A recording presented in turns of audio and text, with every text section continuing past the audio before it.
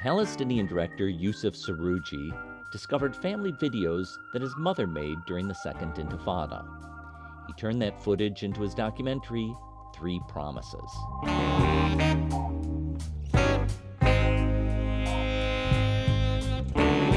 I'm Thom Powers, and this is Pure Nonfiction. Yousef Srouji was just a boy in 2000 when fighting intensified between Israelis and Palestinians for what became known as the Second Intifada. He was living with his parents and older sister in the town of Beit Jaffa, near Bethlehem. When fighting broke out, his family would take refuge in their basement. Sometimes it didn't feel safe enough from gunfire and explosions. Yousef's mother, Suha, an architect, would frequently use a camcorder to videotape the family. It wasn't until Yousef was an adult that he realized those tapes existed. While going to graduate school in California, he met his producer, Marielle Ollentine, who helped guide the project, along with other collaborators, to become Three Promises. The film debuted last spring at the Switzerland festival Visions Do Real. It made its U.S. premiere in September at the Camden Film Festival, where it won the main jury prize. That was just a few weeks before war escalated with the Hamas attack on October 7th, followed by Israel's invasion of Gaza. Now Three Promises has a theatrical run in New York at the DC-TV Firehouse Cinema. Yousef lives on the West Bank in Ramallah. That's where I reached him by Zoom.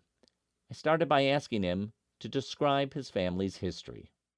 I mean, my family goes way back. My grandfather was an archivist himself, and from my dad's side of the family, Srouji, and he actually has documented our family's presence in Nazareth for about 500 years, if not a bit longer. And that's actually available on SroujiFamily.com or something like that, the whole family tree. We're my dad's side of the family is from Nazareth. I was born there, and which is today in Israel. It's a Palestinian city in Israel. So being born there, I have a Palestinian Israeli citizenship. My mother, on the other hand, she's from the West Bank. She's from Beit Jala, this little town outside of Bethlehem. They also have been there for a lot longer. My grandmother on my mother's side is a refugee from 48. She was originally from Ramallah, which is a town just outside Jaffa, which is now known as Tel Aviv. All sides of my history are from different parts of historic Palestine. And yeah, at the age of 3, just around when the Oslo Accords were happening in the mid-90s, my parents got excited and thought we should move to Beit Jala, back to the West Bank, because there was a lot of promise and hope and that things were going to be better and the Palestinian state was about to get recognized. And that's what happened. We moved there a few years later, in September 2000, the Second Intifada started.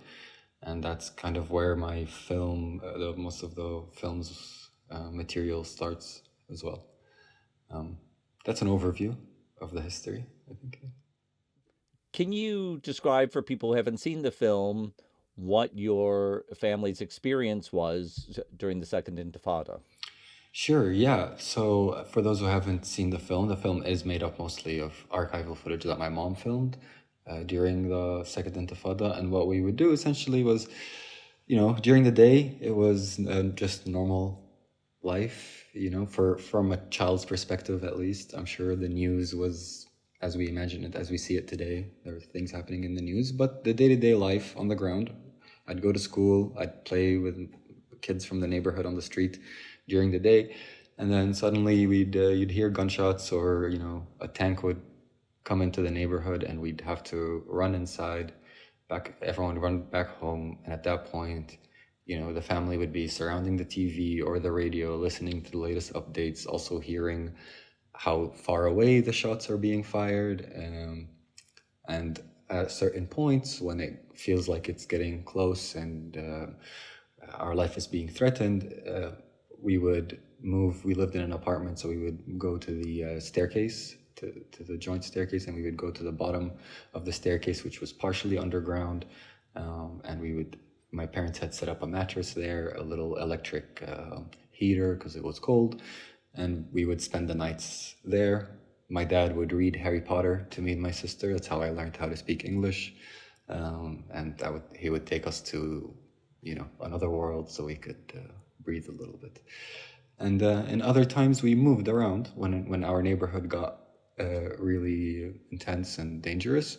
We would stay at my grandparents' house, who also had a basement in the underground. We would stay there. And at some point, we also stayed at an abandoned school in Bethlehem because Beit Jala was getting too intense. Bethlehem was quieter, so my mom found us a place to stay in Bethlehem, which was just classrooms. Yeah. In the title, Three Promises, can you describe what that refers to?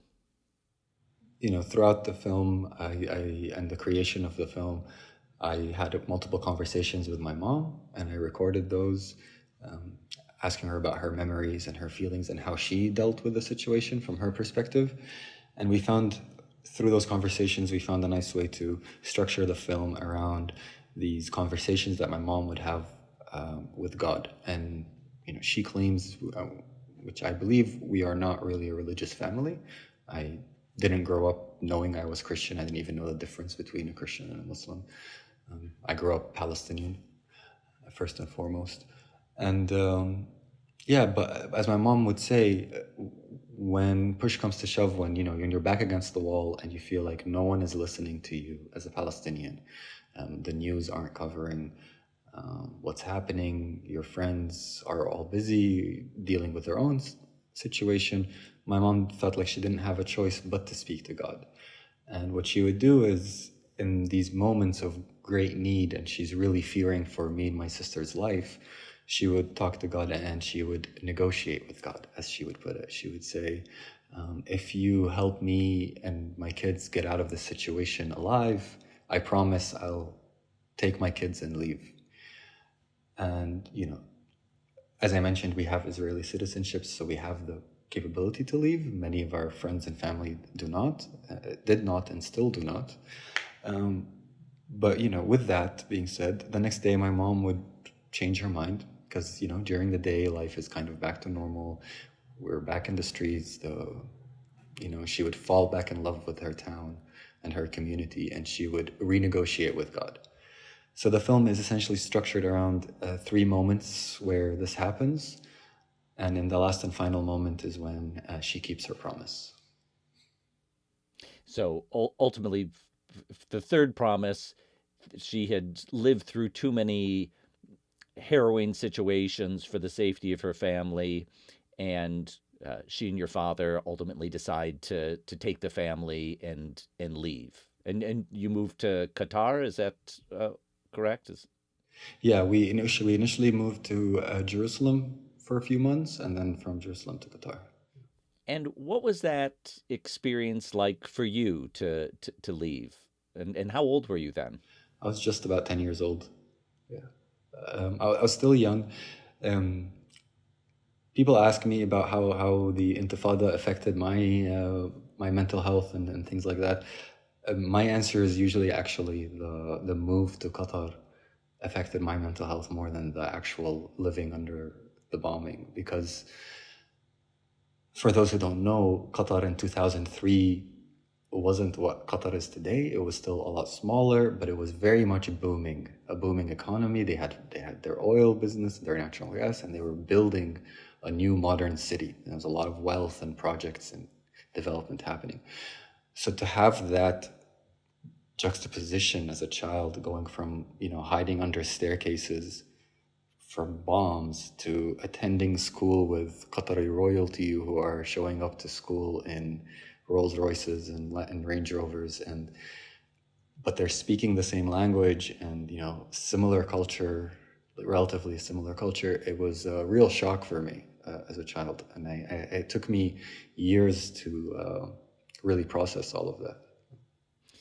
So your mom had been taking these videotapes during the time on we watch in the film, the family is frequently going to the basement at night when there's shooting outside, and in the film it comes across that she had kept these tapes to herself or hidden for 15 years before you got to see them. Can you talk about what her motivations were to not share these tapes, and how you came to realize that they existed and what it was like? Yeah, I mean, it's very much the truth, actually. So 2018, 15 years after we left Beit Jala, I was in California doing my master's program, which is where I met Marielle, my producer. And, through my friendship with Marielle, she was asking me questions about my time in the Intifada, and that brought up some of my memories and brought up some questions that I had for my parents, especially for my dad, because I don't necessarily remember how my dad reacted to the situation. My mom is a very vocal, very strong presence. She's difficult to forget, but as a child, I don't really remember how my dad was reacting. And as a growing young man, I was curious as to how, I was nearing the age that my father was at that time, so I was curious. And I went back to visit them in Christmas. We were out having dinner, and I asked my father, I'm like, how, I don't remember what you were like how did you feel during that time? And he didn't necessarily give me a straight answer, and instead was, oh, there's actually footage from that time. And that took me completely off guard. I was shocked. I'm like, what? And my mom was not happy initially that he mentioned that. He's like, why did you tell him that?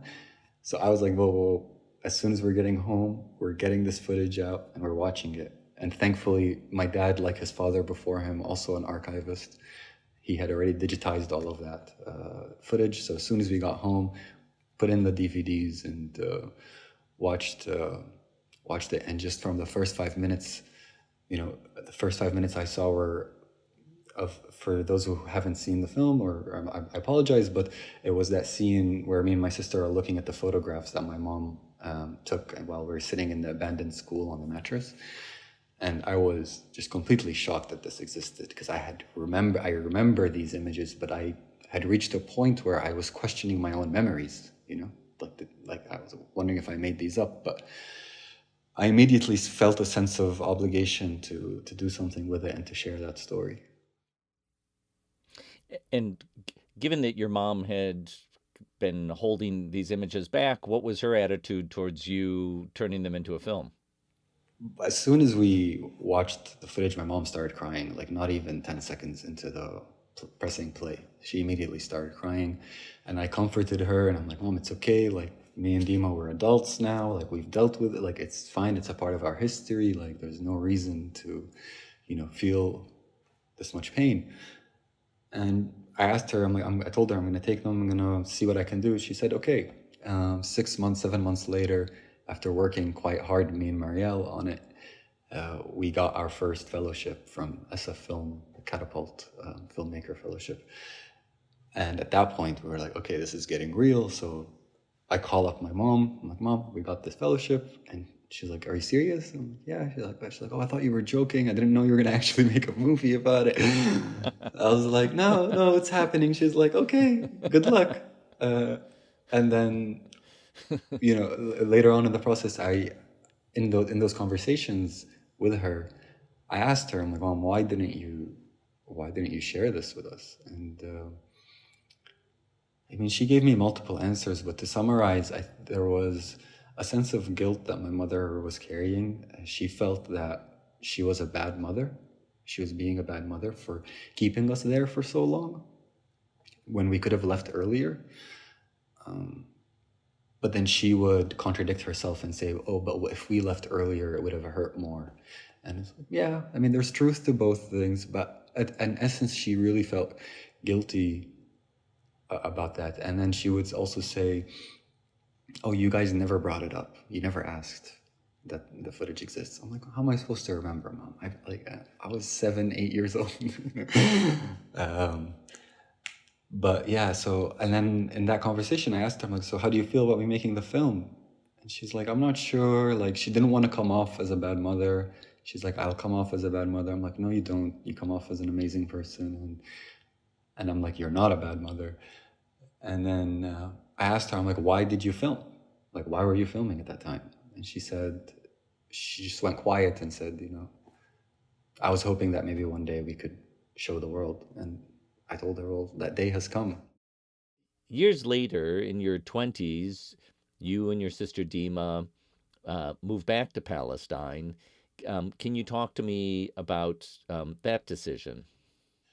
I had just graduated with an economics degree from Vancouver, Canada at the time. It was 2016, 2017. And I got an internship at a hedge fund in New York.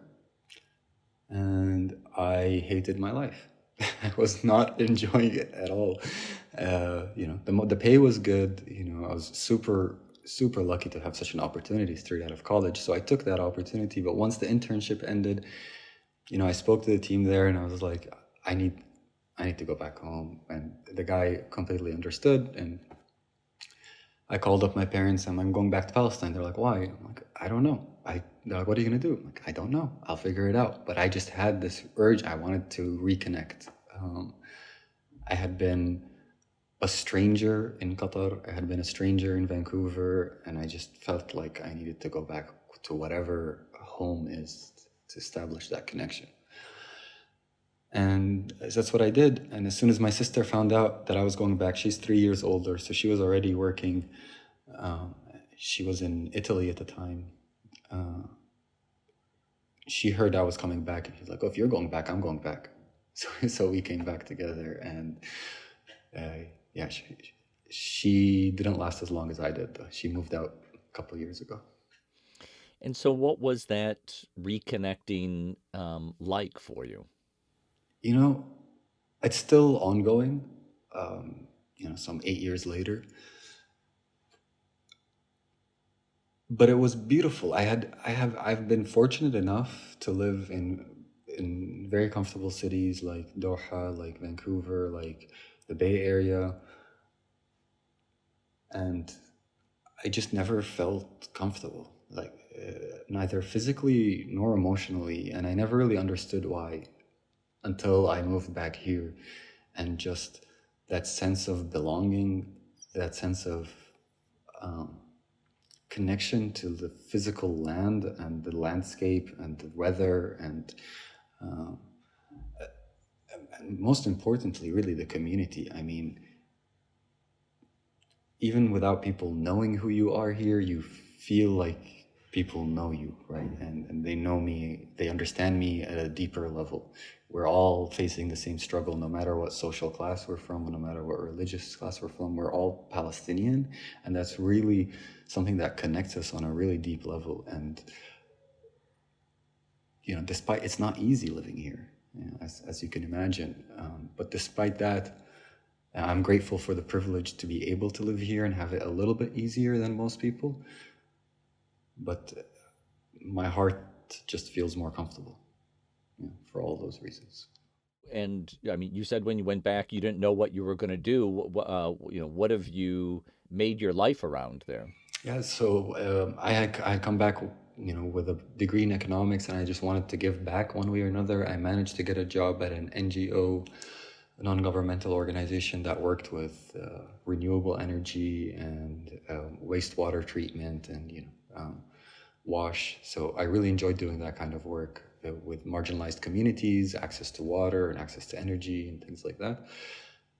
So then that led me to do the master's that I did in California in Berkeley, which was a master's of development practice, which is essentially development economics and sustainability and kind of this holistic approach to development. And since then, that's when I started working on the film. So the film became like a side quest in my life that I had to, like a side mission for the video gamers. And I was doing that, but meanwhile, I moved back to Palestine after my master's.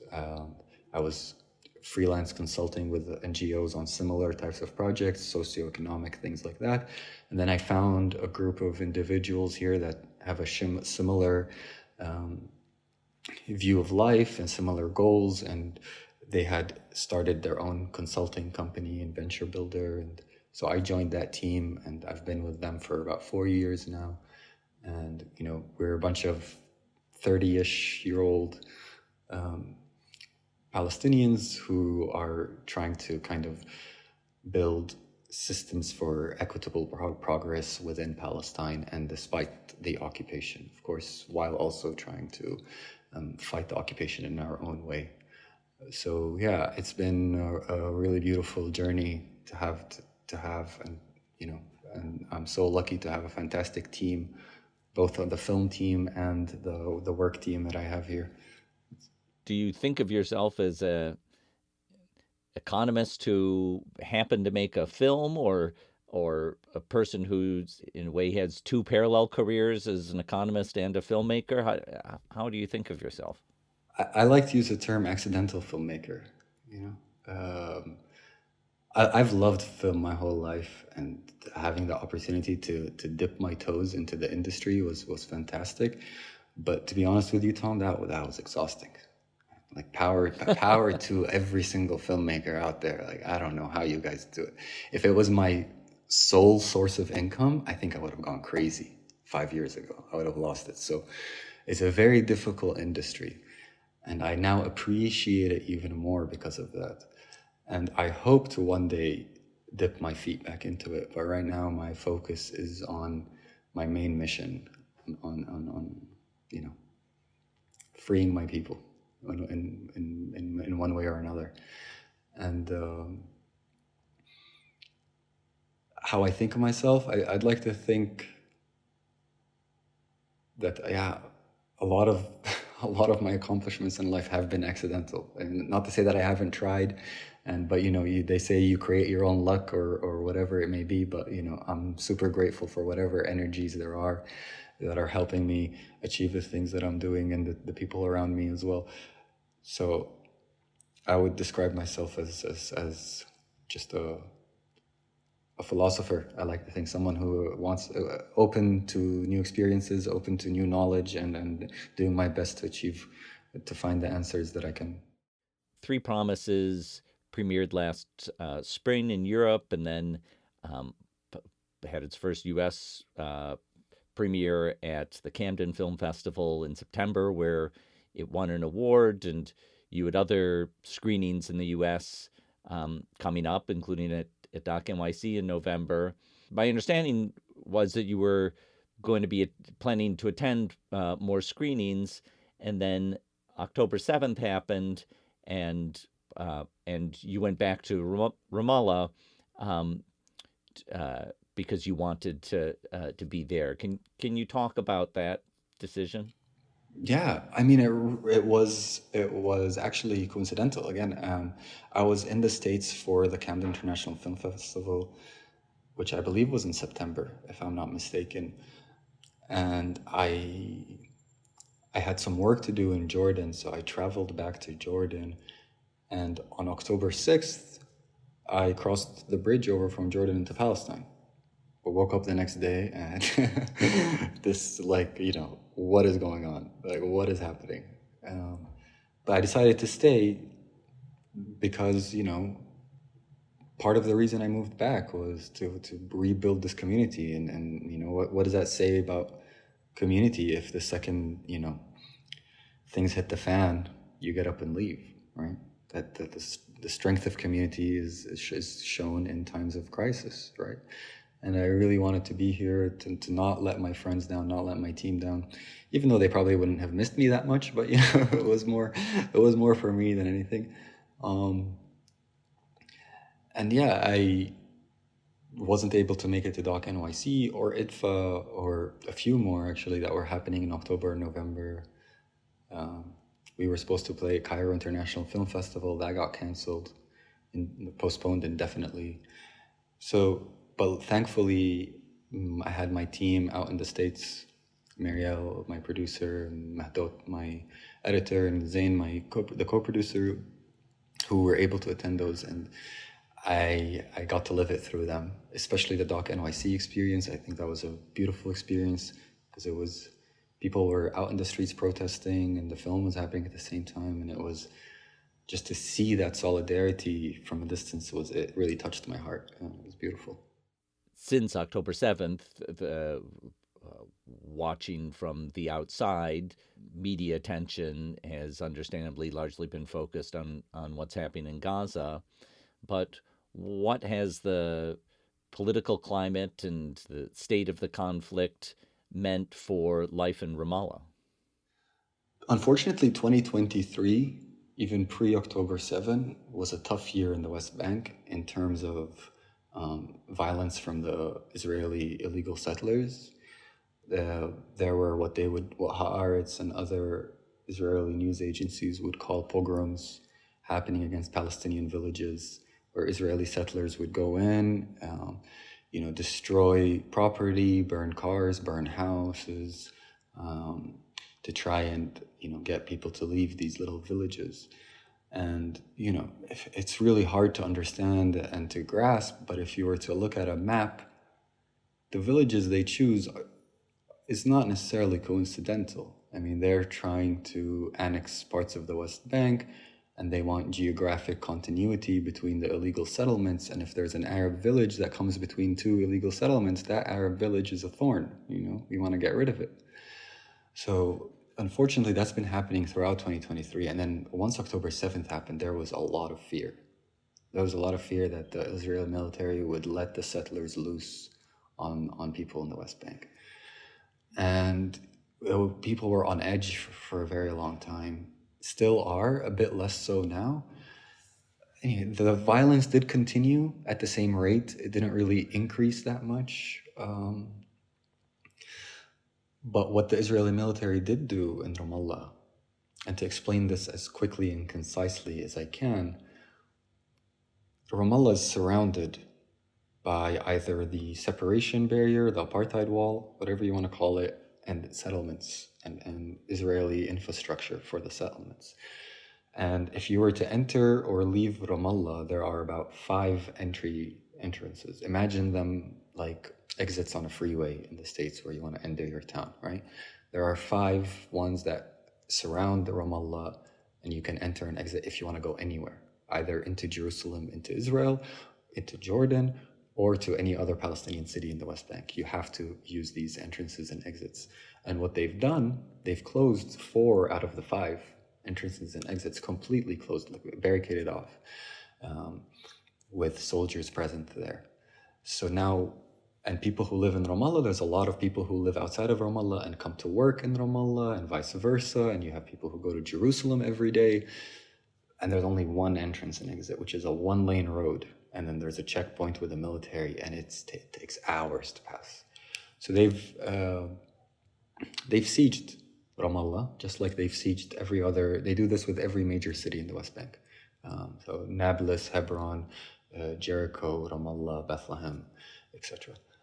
They're all sieged, and they will open and close these entryways at their own will. So you don't really have a heads up. So you don't know if you have to be at work at 9 o'clock in Ramallah, you have no idea what time to leave. Because it could be 5 hours, it could be 2 hours, it could be 45 minutes, so it's been rough like that. But I mean, the community has been strong. People were scared, but they are hopeful on the streets, and you can feel it. And we do, and this is very important, I'm sure, for your listeners as well.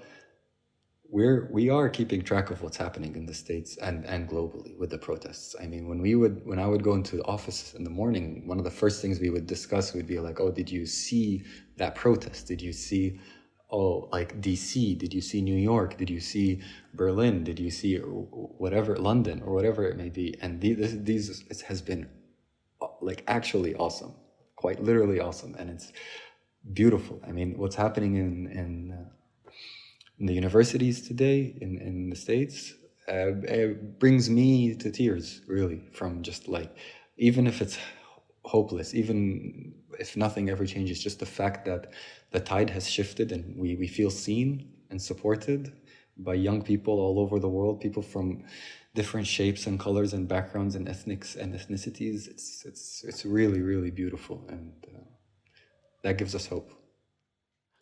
I want to ask you about the history of Palestinian filmmaking, which you've now contributed to, and I wonder, before you made this film, if there was, if there were Palestinian films that had special meaning for you, or how you regarded in general the representation of Palestinians in cinemas, some of which comes from outside filmmakers, some of which comes from the inside.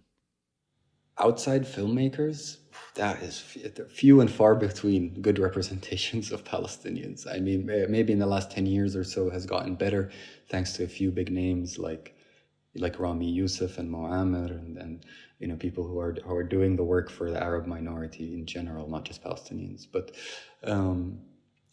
like you say that, and I remember there was one Palestinian character on an American TV show who was Abed from Community. I don't know if you know the show. Yeah. And they had randomly made him Palestinian. There was absolutely no politicization of his character or anything at all. And I loved that show. And Chevy Chase was I enjoyed watching his work. And just that was like, why is Abed Palestinian? And him not being a terrorist, just being a quirky filmmaker who's, I was like, wow, okay, this is amazing. Like, whoever's in the writer's room is like, thank you, thank you for doing that. But Palestinian film to me is really about films made by Palestinians. And to me, there is a rich history there. Maybe doesn't go too far back, but people like Elias Sleiman, some of his films are my favorite films. Like his latest is This Must Be Heaven. That's a film that speaks to me on so many levels. Not only is he from Nazareth, he understands the character of Nazareth and the characters that it breeds. And also Hani Abu Asad, who started with Palestinian films. He got an Oscar, the first Palestinian Oscar nomination with his film Omar. And then he went on to do Hollywood films as well. And then you have others like Najwa Najjar, and then you have some really powerful documentaries that one of which really helped me think about how I'm going to make my documentary, which is Five Broken Cameras, which you might have heard of, which was also about the Second Intifada. It was about a man, a journalist, and his family, and he would film the Israeli military coming to the village, and the film was structured around his 5 cameras that were broken by the military for different purposes. So that was beautiful. Another one is The Wanted 18, which I wish there was more like this, which is a animated documentary using the clay animation, claymation or whatever. And it's about the first Intifada in the late 80s, early 90s, which was very much a non-violent resistance, and Palestinians were boycotting Israeli products, one of which was milk, right? So this village, Beit Sahur, they decided to buy some cows from an Israeli settlers. They bought 18 cows and started milking the cows and sending milk over to people in the village. And then the Israeli military claimed that these cows were a threat to national security. And so the film kind of follows that process, and they managed to also interview the generals from the Israeli military who was in charge at the time. And it was just a beautiful, absurd, take on the story. And to me, as someone, I love absurdity, I love dark humor. I think there needs to be a bit more of that in showcasing the Palestinian story, because I think people can connect with that rather than just having like a documenting story or just some dramatized, we're suffering, help us. Life is more complex. The Wanted 18 definitely benefits from having a sense of humor and becomes accessible in a way that other films might not be. You described that your grandfather was an archivist. Your father has archiving sensibilities, and I've read that you're seeking to build a Palestinian film archive. Can you talk more about that? Yeah, sure. So the idea came early on when me and Marielle were considering looking at news archives to use in the film. And then once I started, publicly looking for other archival material to use, I had people come up to me and say, oh, my father was also filming, my uncle was filming, my neighbor was filming during that time. And I realized there's a lot of footage out there that's not being used, and it's probably just collecting dust. And it's a shame because... Or worse, or deteriorating. Or deteriorating, correct, yeah. And it's a real shame because the news archive practically doesn't exist. I mean, we spent years looking for like usable material from news archive. We found about 15 minutes from the AP and about 30 minutes from the French press, the French Associated Press. And it's mostly like, doesn't really paint a real picture of what was happening at the time. I reached out to Al Jazeera Arabic, who said that their archives from the Second Intifada were in Gaza. And for those who don't know, what's happening in Gaza today isn't the first time it happens. The Al Jazeera offices in Gaza have regularly been a target of the Israeli military, and those archives are most likely long gone. So this idea came of, well, as Palestinians and as people living in a war zone, we all know the reality on the ground isn't being correctly recorded in the histories and in the news and the media of the world. So why not have a place that is dedicated for first-person archival footage from moments in history and in cultures that didn't get the attention that it deserves? And the idea is to have it on there and to have it accessible to other filmmakers who want to use it. They could request some footage, and then whoever uploaded the footage can approve that request or decline it, just so it doesn't go to waste, doesn't get lost. Thinking about some of the universal themes in your film, obviously there are things that are very specific to the experience of living on the West Bank, but there's also this conversation taking place between a son and his mother that brings up themes that many of us can relate to, either as children or as parents. There's always a fear as a parent that you haven't done something correctly, that you made choices that let down your children, and you described how potent that was for your mother, and being able to have a dialogue about that across generations is not always an easy thing to do. So I wonder what you have learned from having those conversations with your mother. I've learned a lot. I mean, I started to understand my mom on a much deeper level, and more as an equal in a way. It humanized my mom. It brought her from this godly image as you have of your parents as a child, these all-knowing beings, to really a human being who in many ways has the same insecurities and the same issues that I do, right? And so seeing her in this perspective really helped me see myself in many ways. And it also gave me hope for myself to help me get out of my hole, because if she could make it, and I'm in a better position because of the effort that she put in than she was when she was my age. So then, I'm going to make it too, and like hopefully make it better as well, to develop on the work that her and my father had already put in. So there was really I felt a lot of growth, at least for me personally, and in the relationship between me and my mother, even my father and my sister. The whole family dynamic was affected in some ways. I can't really speak on their behalf, but from my perspective, it seems that way. And what I also learned about getting someone like my mother to speak, this might be relevant for other filmmakers as well, is I really got a lot of the golden stuff, the real emotional, real storytelling, when I told her how to set up the recording, the equipment. I sent her a link of the footage that I wanted her to see, a list of very broad questions, and I told her, Mom, just put yourself in a room and just talk. I wasn't there. No one else was there. So that really helped her open up. And so she was speaking to me. It was kind of like a diary. So she was speaking to me and my sister, even though we're not there, but allowed her to be more vulnerable, because my mom is a very strong character, very hard to crack. And I in other iterations of my sit down conversations with her, I'd be like, Mom, stop it. Like, just let me in. Like, just like, come on. You opened up before. Like, I know you can do it. And then another thing is always keep the camera rolling. I mean, I caught a lot of things.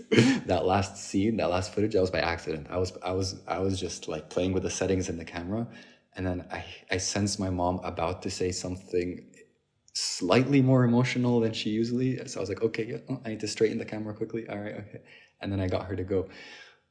But yeah, it's really these moments of. It was really like the real gold mines weren't in like I'm asking my mom a question and she's answering me. It was never like that. It was always in one way or another. I got her to say something emotional and true and honest. I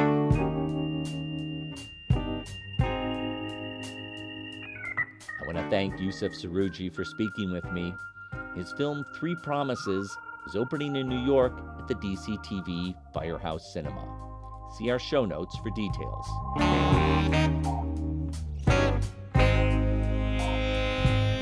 Thanks to our team, series producer Hannah Norden-Swan, newsletter manager Bella Racklin, and web designer Cross Strategy. Our theme music is composed by Andre Williams, and our executive producer is Rafaela Nehausen. I'm Thom Powers. Follow us on Instagram and sign up for our newsletter at purenonfiction.net.